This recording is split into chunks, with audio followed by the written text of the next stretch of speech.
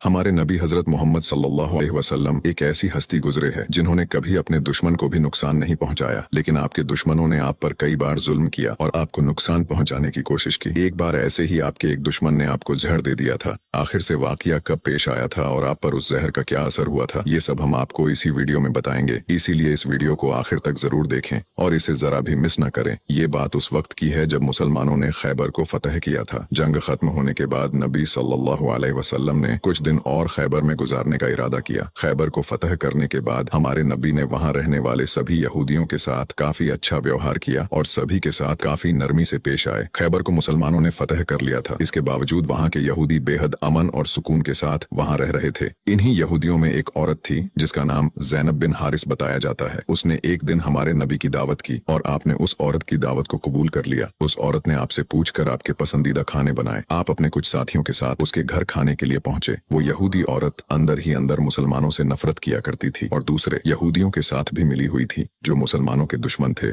उस औरत ने खाने में पेश होने वाले बकरी के गोश्त में जहर मिला दिया था। जब जहर से भरे उस गोश्त को आपके सामने पेश किया गया और आपने खाने के लिए एक निवाला उठाया और अपने मुंह में रखा तो आप समझ गए कि इसमें जहर मिला हुआ है। आपने तुरंत अपने साथियों को खाना खाने से रोक दिया और कहा कि इसमें जहर मिला हुआ है, लेकिन अफसोस के आपके कुछ साथी उस वक्त तक कुछ गोश्त खा चुके थे जिसकी वजह से उनकी शहादत हो गई। कहा जाता है कि जहर के बारे में हमारे नबी को उस जहर की बोटी ने ही खबरदार किया था। इस वाक़े के बाद उस औरत के साथ साथ उसके सभी साथियों से पूछताछ की गई तो उन्होंने न सिर्फ अपना गुनाह कबूल किया बल्कि ये भी कहा कि हमने आपके साथ ये इसलिए किया क्योंकि हम ये देखना चाहते थे कि आप अल्लाह के सच्चे नबी हैं या नहीं। अगर आप अल्लाह के सच्चे नबी हैं तो इस जहर का आप पर असर नहीं होगा और अगर आप अल्लाह के नबी नहीं हैं तो हमें आपसे छुटकारा मिलेगा। ये बात तो सब जानते हैं कि हमारे नबी ने कभी किसी से बदला नहीं लिया, जबकि आप पर कई बार बहुत जुल्म किया गया जिसके बारे में कोई सोच भी नहीं सकता। लेकिन जब उस जहर की वजह से आपके सहाबा की शहादत हुई थी तो कानून के मुताबिक उस औरत को भी कत्ल कर दिया गया। लेकिन कुछ रिवायतों में आता है कि उस औरत ने खुदकुशी कर ली थी। वही कुछ रिवायतों में कहा जाता है कि उस औरत को माफ कर दिया गया था। इस बारे में कई मुफस्सरीन अपनी अलग अलग राय रखते हैं। एक हदीस में हजरत आयशा फरमाती है कि जब नबी सल्लल्लाहु अलैहि वसल्लम की जिंदगी के आखिरी दिन चल रहे थे और आप बीमार रहा करते थे, उस समय आप कहा करते थे कि खैबर में जो मैंने जहर से मिले हुए गोश्त का टुकड़ा खाया था उसका दर्द मैं आज भी महसूस कर सकता हूँ। ये बात कई किताबों से साबित है कि उस जहर का असर हमारे नबी के आखिरी दिनों में देखा गया था और इसी जहर के असर ने आपकी वफात में एक अहम किरदार अदा दिया।